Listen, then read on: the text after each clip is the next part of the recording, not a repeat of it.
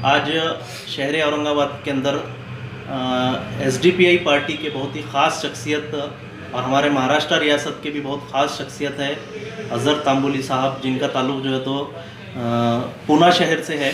ये एसडीपीआई में national working committee के मेंबर है। औरंगाबाद शहर में आज आए हैं। वो यहाँ की मौजूदा सियासी सूरत हाल को जो है तो बहुत करीब से देखे हैं। बहुत से उतार चढ़ाव के अंदर, मुश्किल हालात के अंदर एक बेहतरीन समाजी खिदमतगार की सूरत में इन्होंने काम किया है। ख़ास तौर से जो है तो पूना शहर के अंदर मोहसिन शेख जो नौजवान का जो है तो लिंचिंग के अंदर कत्ल कर दिया गया था, जो भारत देश के अंदर पहला लिंचिंग है, वो केस के अंदर अज़हर भाई बहुत करीब से लीगली काम किए हैं, गुनाहगारों को जेल तक पहुंचाने का काम किए हैं। ऐसी शख्सियत आज औरंगाबाद शहर के अंदर है। जो आप इनका जो है तो अपने ख्यालात जो है तो वो रखेंगे। सर क्या कहेंगे आज, जैसा आप साहब ने बताया, सबसे पहले आपको बताएं एक अच्छे के लिए, पोस्ट के लिए आज औरंगाबाद में दौरा है, क्या कहेंगे, क्या पैगाम देंगे औरंगाबाद वासी को आपकी ओर से? हमारा पार्टी का जो है स्टेट लेवल दौरा चल रहा है, जहाँ पे बहुत सारे डिस्ट्रिक्ट्स हैं। उसी के बीच में औरंगाबाद का भी दौरा शेड्यूल किया गया था। इसमें ख़ास करके अगर आप देखेंगे कि आते चंद महीनों में या फिर कुछ 1-2-3 महीने में जो भी है डिसाइड होता है इलेक्शन कमीशन का, वो हिसाब से इलेक्शंस भी आने वाले हैं। उस बीच में जो है हमने पिछले 2-3 सालों में एक चीज़ नोट की है कि औरंगाबाद में आवाम जो है एक सियासी लीडरशिप के तलाश में है। यहाँ पे बहुत सारे पार्टीज़ जो है ये क्लेम करते हैं कि हम लोग औरंगाबाद की नुमाइंदगी करते हैं, और आवाम ने जो है तकरीबन 2 टर्म तक जो है उन पर भरोसा भी दिखाया। लेकिन जो पहले हालात थे वही बरकरार है। 10 साल में भी कोई भी इंफ्रास्ट्रक्चर डेवलपमेंट नाम की कोई चीज़ नहीं हुई। आज भी यहाँ के आवाम जो है जुमा के दिन जब निकलते हैं घर से, नापाक पानी जो है रास्तों पे बहते रहता है। ये पहचान है और ये निशानी है कि यहाँ के लोगों ने क्या किया है। इसका अगर रिजल्ट देखना है या मार्कशीट में रिपोर्ट कार्ड देखना है तो यहाँ के रास्ते देखे जा सकते हैं, यहाँ का डेवलपमेंट जा सकते हैं। तो ये जो सिनेरियो हुआ है, तो इस चीज़ को हमने एसडीपीआई जब ग्राउंड लेवल पे हम लोग काम कर रहे थे, हमारे कैडर्स के बीच में, आवाम के बीच में जाके काम कर रहे थे हमारे कैडर्स, उस वक्त में नज़र आया कि यहाँ पे आवाम जो है एक सियासी तौर पे एक लीडरशिप की तलाश कर रही है। एक ऐसी पार्टी, एक ऐसे लीडर्स को उम्मीद कर रही है जो उनके मसलों को ना सिर्फ इस्लाम मुसलमान के नाम पे वोट मांगे, बल्कि असल में उनके काम करने की ताकत रखता हो, उसके पास करने का विजन हो, सोच हो और करके दिखाए। इस तरह के वैक्यूम नज़र आता है और हम लोग औरंगाबाद को बहुत सीरियसली लेते हैं जी, क्योंकि एक महाराष्ट्र का सेंटर पॉइंट है, मराठवाड़ा का है, और यहाँ से जो चीज़ें इम्प्लीमेंट होती है वो बहुत हद तक जो है महाराष्ट्र में जो अल्पसंख्यक समाज है, मुस्लिम समाज है या दीगर समाज है, उसको एक आइडियल इसके तौर पे लेता है और उस तरीके से सियासी चेंजेस भी लाए जाते हैं। तो आते इंतखाबात जो है उसको हम लोग सीरियसली लेंगे। पार्टी के वर्कर से, यहाँ के पदाधिकारियों से बातचीत करके आगे की सियासी रणनीति तय करने के लिए हम लोग आए हैं। बहुत सारे ऐसे पॉलिटिकल पार्टीज़ है या पॉलिटिकल एक्टिविस्ट है जो ये चाहते हैं कि एसडीपीआई के साथ में जुड़ के काम करें।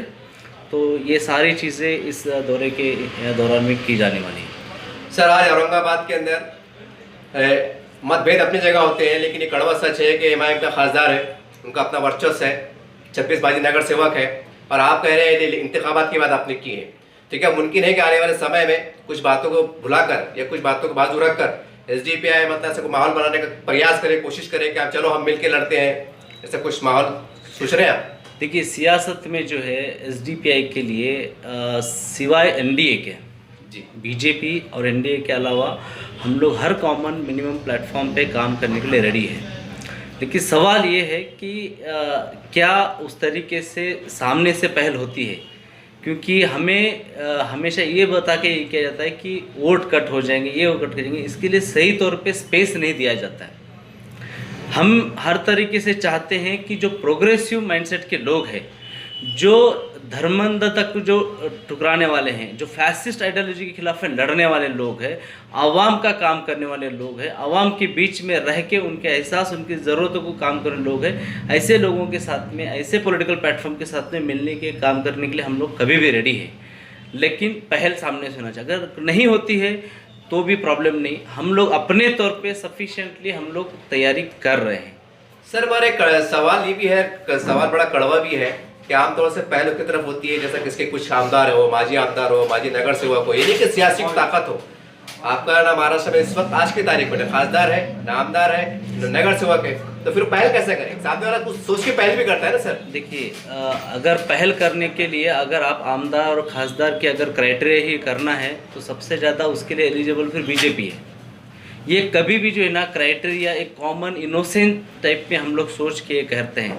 असल में होना ये चाहिए कि कौन सी पार्टी का अपना एक विजन है, आइडियोलॉजी है। क्योंकि आज जो है हिंदुस्तान को जो है ना किसी एक पॉलिटिकल पार्टी से प्रॉब्लम नहीं है, सोच से है। आज हिंदुस्तान का संविधान जो खतरे में आया है, मुल्क के जो सेंट्रल एजेंसीज़ को जो अपने इख्तियार में रखा गया है, ये सब जो चीज़ें हैं ना एक सोच है, एक आइडियोलॉजी जिसने कब्जा करके रखा है। और इसको फाइट करना है ना, हमको एक आइडियोलॉजिकल सॉल्यूशन चाहिए। आप अगर काउंट के बुनियाद पे अगर आप किसी पे अलायंस करने की बातें करें, प्रॉब्लम है। अच्छा, काउंट के बुनियाद पे भी आप कर रहे हैं, लेकिन जब लड़ेंगे तभी आप आएंगे। हमारे पास इनफ, हमारा ये कहना है कि हमारे पास हर जगह पे हमने कैडर्स रखे हैं, लोग हैं, स्ट्रक्चर कार्यकर्ता है हमारे। उस बुनियाद पे हम ये चाहते हैं कि पहले हम कोशिश करते हैं, हम खुद भी इनिशिएटिव लेके हम लोग बहुत सारे करेंगे, एक प्रोग्रेसिव टाइप की एक अलायंस बने जो लोगों को काम करने वाले बने। लेकिन आप अगर ये सोच के अगर कोई इग्नोर करता है एसडीपीआई को कि इनके कैंडिडेट नहीं, आमदार नहीं, खासदार नहीं, तो मैं समझता हूँ कि वो एक इमेच्योर पॉलिटिकल सोच होगी जो इस तरह की सोच के एसडीपीआई को इग्नोरेंस करना। हमारे कार्यकर्ताओं की स्टेट देखिए, उनका कमिटमेंट है, कितने भी ऑब्स्टेकल है तो हम लोग यहाँ पे स्टेबल रहे। आप एक चीज़ नोट कीजिए, बहुत सारे इश्यूज़ आए जहाँ पे आमदार होने के बावजूद, खासदार होने के बावजूद जो मुसलमानों के इसके बुनियाद पे चुन के आते हैं, वो लोग मुस्लिम सेंट्रिक इश्यूज़ पे कोई आवाज़ उठाने के लिए रेडी नहीं है। हमारी भलाई फुटबॉल मैचेस से, क्रिकेट मैचेस से नहीं होने वाली है, मुशायरे से नहीं होने वाली है, कव्वाली प्रोग्राम से नहीं होने वाली है। हमारे प्रॉब्लम को आइडेंटिफाई करना है। एटलीस्ट इस कम्युनिटी का जो दर्द है वो तो ज़बान पे लाना चाहिए। बिल्किस बानो का ये होता है, कोई नहीं बोलता है। ज्ञान वापी का मसला होता है, कोई नहीं बोलता है। अभी रिसेंटली प्रज्ञा सिंह ने बोला है, वो तो धके चुके अल्फाज में भी नहीं बोल रहे, वो क्लियर बोल रहे हैं यहाँ से मालेगांव कितना दूर है। आप सोचिए, एक पार्टी जो मुस्लिम पार्टी सेंट्रिक बोलती है, वहाँ पे आमदार उनका है, वहाँ 35 लोगों के जाने गई है। वो 35 लोगों के जाने वाले केस के अंदर के एक्यूज़ जिसके सबूत है, वो खुले तौर पे जो है ना इस तरीके से भाषण करते हैं। क्यों मुंह नहीं खुलता है? क्यों वहाँ के आमदार का मुंह नहीं? क्या करना है ऐसे सियासी लीडरशिप लेके, मुझे बताइए। हमारा ये कहना है कि आप जो है ना ये मत देखिए कि आमदार कितने खास, ये देख के नहीं होता है, कौन आवाज़ उठाने वाला है। आवाम इस चीज़ को अभी वैल्यू देगी। अगर क्वांटिटी पे बात करना है तो फिर कांग्रेस, एनसीपी, बीजेपी ये लोग भी है। सर जैसा आपने कहा है, आपने बहुत बड़े मन से बात की है, बड़े दिल से बात की है कि हम जो भी सबके दरवाजे खुले, खाली एंटी के छोड़ के, जो भी आपने कहा है, तो ऐसा क्यों हो नहीं पाता? मैं भी मीडिया के माध्यम देखता हूँ, मैं भी चौथे स्तर का सिपाही हूँ। कई लोग बोलते हैं आपके जैसे भी कि भाई हम जाना चाहते हैं, ऐसा क्यों हो पा नहीं पाता? जैसा कि आप औरंगाबाद है, आप चले गए MIM के कार्यनेता जी साहब से मिले, साहब चलिए एक अच्छा माहौल क्रिएट करते हैं, राष्ट्रवादी कार्यालय है, कांग्रेस है और समाजवादी है, जो भी है, ऐसा भी तो एक माहौल तैयार होना चाहिए ना, क्योंकि हमारे पास लोकतंत्र की हमारी ताकत है, ये हमारी खूबसूरती है। ऐसा क्यों हो नहीं पाता? देखिए, आज जो हिंदुस्तान में माहौल है ना, इस सिचुएशन में हर कोई जो इस मुल्क को बचाना चाहता है, संविधान में भरोसा रखता है, हम ये समझते हैं कि ऐसे सारे ताकत है, ऐसे सारे पॉलिटिकल प्लेटफॉर्म एक जगह आने की ज़रूरत है, बहुत ज़रूरत है। मसला ये आता है कि जहाँ हम लोग, हमारे पार्टी सेंट्रिक होता है, जहाँ आवाम, मुल्क, संविधान से बढ़ के, जहाँ पे मेरी पार्टी का पॉलिटिकल पावर कैसा बरकरार रहे और बढ़े, ये सोच जब हावी होती है इन सारे मसलों के ऊपर, तो वो क्या करते हैं, वहाँ पे सोचते हैं कि हम ही सिर्फ रहना चाहिए। हमेशा जो पहल होती है, जो एस्टेब्लिश लीडरशिप होती है, वो कभी भी नहीं चाहती है कि मैं किसी और को स्पेस दूँ। वो मैं काम कर रहा हूँ नहीं कर रहा हूँ वो कोई नहीं देखेगा। समझदारी वही होती है कि छोटे पार्टीज के पास कोई नहीं आएगा, जो शुरुआत के लोग हैं उनके पास कोई नहीं जाएगा, क्योंकि उन्होंने अब तक कॉन्टेस्ट नहीं किया है, ये इग्नोर किया जाता है। तो यहाँ जो जिम्मेदारी जो होती है ना, मोरल रिस्पॉन्सिबिलिटी, वो जो एग्जिस्टिंग जो पॉलिटिकल पावर में है और जो एस्टैब्लिश है, उनकी बनती है कि हम लोग इन जो पॉलिटिकल प्लेटफॉर्म है इनको भी एकोमोडेट करें।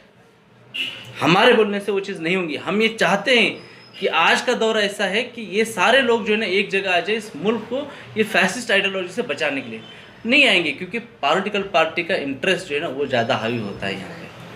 अब सर एक सवाल ये भी है, जैसा आपने कहा है, अब देखिए आने वाले चुनाव आने वाले हैं और मीडिया के माध्यम से आप भी देख रहे हैं, हम भी देख रहे हैं, वंचित बहुजन आघाड़ी एमआईएम का जो सर बहुत कम इम्कान दिखाई दे रहे हैं कि साथ में आ जाए। अब आप भी अलग लड़ेंगे, वो भी अलग लड़ेंगे, ये भी अलग लड़ेंगे, तो फिर कुल मिला के रिजल्ट क्या आ रहा है? वही है, फिरका परस्त ताकत है, उनको ताकत मिलेंगे। सवाल ये है कि फिर आगा परस्ती के अंदर किसी न किसी को पहले झुकना पड़ेगा ना सर। आप नाम लेके बोलिए कि हम के पास जा सकते हैं, कि वो हमारे पास आ सकते हैं, एक अच्छी बात के लिए, अच्छे माहौल के लिए, क्या बुरा है नाम लेके बोले? नहीं, एक चीज़ यहाँ पे देखिए, अभी आपने एमआईएम का नाम लिया, वंचित का नाम लिया। एक सोचने वाली बात यह है कि जो पॉलिटिकल पार्टीज़ आज, जैसे मैंने थोड़ी देर पहले बताया कि हमको एक आइडियोलॉजी, फैसिस्ट आइडियोलॉजी के खिलाफ में लड़ना है जी। इस वक्त में अगर प्रपोजल्स जाते हैं जिन्होंने अपनी, जैसे मान लीजिए कि एमआईएम ने क्या शिवसेना की तरफ इनडायरेक्टली नहीं किया था, वंचित बहुजन आघाड़ी जो प्रोग्रेसिव डॉक्टर बाबा साहब अम्बेडकर की बात करते हैं, इसकी बात करते हैं, क्या वो लोग शिवसेना के साथ में अलायंस के लिए रेडी नहीं? उस शिवसेना के लिए जहाँ पे हर इलेक्शन में जब शिवसेना इलेक्शन लड़ना चाहती है तो सबसे पहले ये गिनवाती है कि हमने बाबरी मस्जिद शहीद कर दिया। ये इस बुनियाद के ऊपर आप जिसके खिलाफ लड़ना चाहते हो उस सोच के साथ में आप जुड़ कर सकते हैं। बात ये आती है, रहा सवाल जो है ना कि एक जगह लाने का, हम वो रोल प्ले करना चाहते हैं लेकिन इन आइडियोलॉजी को साथ में लाएंगे। वही आता है कि इस मुल्क को ज़रूरत है, सब जानते हैं। सवाल ये है कि हर कोई ये चाहता है कि मेरा पॉलिटिकल पावर कैसा बढ़े, चाहे वो मैं किसके साथ में भी जुड़ जाऊं। प्रॉब्लम ये है, ये लोग नहीं आना चाहते, लेकिन हम लोग चाहते हैं कि ये चीज़ आगे आए और एक प्लेटफॉर्म बने। लेकिन सर अब मीडिया के माध्यम से ये भी सुनने में आ रहा है, देखने में आ रहा है कि पहले की जो शिवसेना हुआ करती थी वो शिवसेना अब सेकुलर हो गई, इसके ऊपर अब क्या होगी? ऐसा आवाज़ सुनाई देती है सियासी गलियारों। देखिए, सेक्युलर होने का मतलब ये नहीं होता है कि आप जो है ना कुछ ना बोलो। प्रॉब्लम यही होता है कि आज की तारीख में किसी को सेक्युलर बोलने से, कोई शख्स अगर किसी कम्युनिटी के खिलाफ नहीं बोलता है या बोलना कुछ दिनों तक बंद करने से ये नहीं वो सेक्युलर बन जाते हैं। जिस वक्त आप एक विक्टिम के साथ में, मजलूम है, उसका धर्म देख के अगर आप उसके पास नहीं जा रहे हैं या उसके ऊपर हो रहे जुल्म के ऊपर आप नहीं बोल रहे हैं, तो आपको जो है ना वो हक नहीं है कि सेक्युलर बोला जाए। उन शिवसेना का नहीं बोलना मुसलमानों के अगेंस्ट में या अल्पसंख्यकों के अगेंस्ट में ये नहीं बताता है कि वो सेक्युलर हो गए। उनको जितने उन्होंने या देश के जनता के बीच में अविश्वास पैदा किया है, जो पाप उन्होंने किए हैं ना, वो धुलने के लिए उनको उतना एफर्ट्स लेना पड़ेगा, तब जाके हम लोग बोल सकते हैं कि वो सेक्युलर की इस पे आ चुके। जबकि होना ही चाहिए, सेक्युलर होना चाहिए। उस बुनियाद पे आएंगे ऐसा हम समझेंगे, वो वक्त जाएगा, उनको साबित करना पड़ेगा कि वो लोग मजलूम, चाहे वो मुसलमान हो, हिंदू हो, क्रिश्चियन हो, उनके लिए वो लोग साथ में ठहरेंगे। मजलूम सिर्फ एक हिंदू कम्युनिटी का होने से, उनके साथ में ठहरने से ये सेक्युलर नहीं बनते। आवाज़ जब आप बनेंगे इन मजलूमों की, तब बोला जाएगा हाँ आप सेक्युलर हैं। सर अब आने वाले इंतखाबात में देखिए 115 वार्ड हैं, इस 17 वार्ड जो भी हो सकते बढ़ भी सकते हैं। मेरा सीधा सवाल ये है, एसडीपीआई पूरे वार्डों में कितने सीटों पर चुनाव लड़ाने वाले हैं? 115 वार्ड होते हैं और उसमें कितने समाजों को नुमाइंदगी देंगे? आपके पार्टी में उतने नुमाइंदे समाज के हैं क्या, ताकि मैसेज जाना जाए? क्योंकि आमतौर से एक चेहरा ऐसा दिखाई देता है जहाँ पर एक सवाल है साहब, जहाँ दाढ़ी टोपी आ जाती है लोग समझते हैं मुसलमानों की पार्टी। ये भी कड़वा सवाल है साहब, ये देश का अजीब सूरत हाल है। जबकि दाढ़ी टोपी ने हिंदुस्तान की आज़ादी में बड़ा किरदार अदा किया, लोग भूल जाते हैं, लेकिन आज जहाँ दाढ़ी टोपी आती है तो कुछ अलग सवाल उठते हैं। इसके ऊपर क्या कहेंगे? देखिए, हम जो है ये चाहते हैं कि अभी जो आपने सवाल किया कि बहुत सारे जगह, अभी जो मेरा दौरा भी हमारा जो है, हम लोग यहाँ पे पॉलिटिकल एक्टिविस्ट जो लोग हैं, जो शुरुआत में भी मैंने बात की और आपने भी बहुत कंसर्न रेज किया कि ऐसे लोग एक जगह आना चाहिए। हम इस दौरे के अंदर या हमारा एक काम भी चालू है कि जो पॉलिटिकल एक्टिविस्ट है, जो जेन्युइनली लोगों का काम करते हैं, ऐसे लोगों से हम लोग मुलाकातें कर रहे हैं। और कुछ पॉलिटिकल पार्टीज़ हैं, चाहे वो वंचित हो, एमआईएम हो, और भी हम एक अपने तौर पे डायलॉग भी इनिशिएट कर रहे हैं। तो हम ये चाहते हैं कि ये लोग आ जाए। तो अभी हमारी कोशिश, जैसे मैंने बताया कि अगर कोई साथ में आता है या नहीं आता है, हम लोगों की कोशिश ये है कि पूरे सीट लड़ने की है। हम हमारे कैडर्स के बुनियाद पे बोल रहे हैं, आपको हमारे कैपेसिटी के बुनियाद पे हम बोल रहे हैं। हो सकता है उस बीच में हमारे कुछ स्ट्रॉन्ग होल्ड सीट्स हो, कुछ हम लोग मीडियम इसके हो, लेकिन जो अभी जो डायलॉग्स हमारे चालू है, मेरा यहाँ आने का मकसद भी वही है कि कुछ लोगों ने डायलॉग के लिए बुलाया है, अच्छा। चाहे दलित कम्युनिटी के हो और भी दूसरे ऑर्गेनाइजेशंस भी है, पॉलिटिकल पार्टीज़ भी हैं, वो चाहते हैं कि इस पे डायलॉग हो। तो उसके बाद में जो सूरत हाल बनेगी उस पर हम लोग डिसाइड कर पाएंगे कि कितने सीट पे एग्जैक्टली हम लोग लड़ेंगे। अभी बोलना मुनासिब नहीं हो, लेकिन ये डायलॉग हम लोग शुरू कर रहे हैं, किए हैं, तब जाके सिनेरियो क्लियर होगा। और अभी बोलना थोड़ा सा मैं समझता हूँ मुनासिब वक्त नहीं है। सर जैसा ही मेरा आखिरी सवाल है सर, जैसा आपने कहा कि हम डायलॉग करने आए हैं, अब देखिए साहब एमआईएम के अगर इस बात के नजरिए से बात करें, अगर एमआईएम के जिम्मेदारों से बात करेंगे तो उसके रियासती सदर इम्तियाज जलील साहब है जो खासदार भी है, ठीक है, राष्ट्रवादी की भी उनके कोई आमदार है, जो शहर अध्यक्ष है, सारी बातें कांग्रेस के। फिर सीधा सवाल ये है कि आप इनसे बराह रास्त सीधा इनके ऑफिस बोलिए, इनके घर बोलिए, बेतकल्लुफ कि साहब हम आए हैं, एक सियासी महाज बनाना चाहते हैं, क्या ये एक्टिविटी आप शुरू करने जा रहे हैं आजकल में? जी इंशाल्लाह ये जो है हम लोग एक अटेम्प्ट तो करना हमारा फ़र्ज़ बनता है जी। कल जाके ये नहीं होना चाहिए कि हाँ आपने कोशिश नहीं की, आपने अप्रोच नहीं करा। बड़े होने के नाते उन्होंने पहल करना चाहिए, लेकिन इसमें कोई मसला नहीं है। जहाँ जनता का आवाम का मसला है हम लोग पहल करने वाले हैं। बहुत सारे पॉलिटिकल पार्टीज से जो थोड़ा सा सेक्युलर इस पर बिलीव करते हैं, कॉन्स्टिट्यूशन बिलीव करते हैं, ऐसे लोगों को नज़दीक लाने के देखते हैं कितने लोग आते हैं इंशाल्लाह। वरना जो है हम अपने तौर पे तो रेडी है ही, लेकिन इंशाल्लाह ये चीज़ों में हम लोग जा रहे हैं इस कोशिश। एक आखिरी औरंगाबाद के और खासकर महाराष्ट्र के मुसलमानों के जो मजलूम तबका है जितने समाज के, उनके पैगाम ठोस आने वाले सियासी माहौल में कि हमें क्या जाना है, कैसे करना है, आपकी तरफ से कुछ ठोस लाए अमल तो पैगाम। देखिए जहाँ तक औरंगाबाद महाराष्ट्र का सवाल है, मैं समझता हूँ कि यहाँ का अक्सरियत में जो अल्पसंख्यक समाज है उसका सिर्फ यूज़ हुआ है। हमेशा अल्पसंख्यक समाज को नेगेटिव पॉलिटिक्स करने पे मजबूर किया गया है। हमेशा ये बोला गया है कि अगर आप हमें वोट नहीं देंगे तो वो पार्टी आ जाएगी, बीजेपी आ जाएगी। ये डरा के ही पॉलिटिक्स किया गया है। आज आवाम को जो है ना, आज के तारीख में आपकी आवाज़ बनने वाला कोई नहीं है। आप वोट जो है वो धर्म के बुनियाद पे, जज्बात के बुनियाद पे ना करें।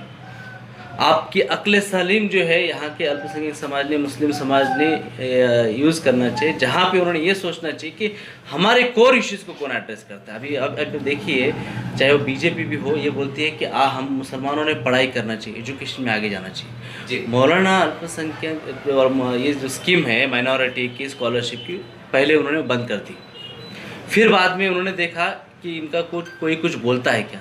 और जो आमदार खासदार होने का दावा करते हैं ना लोग, वहाँ पे वो पार्टी कंस्ट्रक्टिवली कुछ नहीं करती है और वहाँ पे वो खामोश इख्तियार करते हैं। उसके 8 दिन के बाद में फेलोशिप बंद किया जाता है। आपको पता होना चाहिए कि फेलोशिप मतलब पीएचडी करने वाले बच्चे 70,000 बच्चे उसमें अफेक्टेड हो गए। इसमें मुसलमान नहीं है सिर्फ, और भी लोग हैं 70,000 जो पढ़ना चाहते हैं। ये मामूली चीज़ कहने का मकसद है, इस पे एड्रेस नहीं करेंगे। हम एड्रेस क्या करेंगे?